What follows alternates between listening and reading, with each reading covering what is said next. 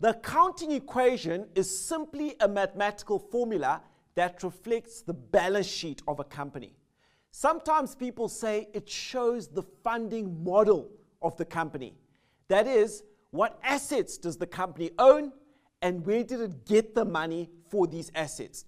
So often you'll see the accounting equation expressed as something like assets are equal to liabilities plus equity. All that is saying is if you had to look at that company's balance sheet, the total value of the assets would be equivalent to if you added up the company's liabilities and its equity.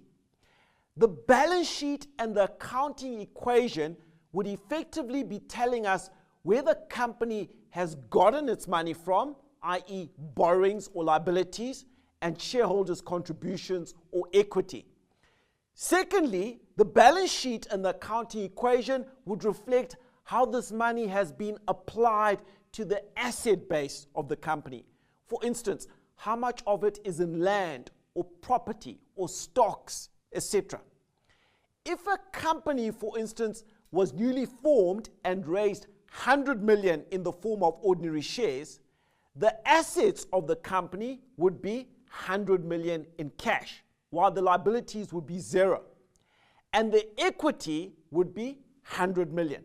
The equation must always balance. Now, the accounting equation can also be expressed as equity is equal to assets minus liabilities.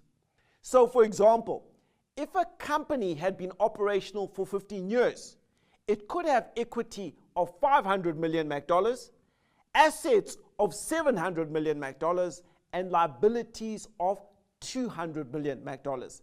Again, the equation always balances if it's done correctly. That is all the accounting equation is. It's really just a mathematical formula that captures the process of double entry bookkeeping that are ultimately reflected in the company's balance sheet. Nothing more, nothing less. If you understand how a balance sheet is compiled and the balance sheet actually balances, you implicitly understand how the accounting equation works.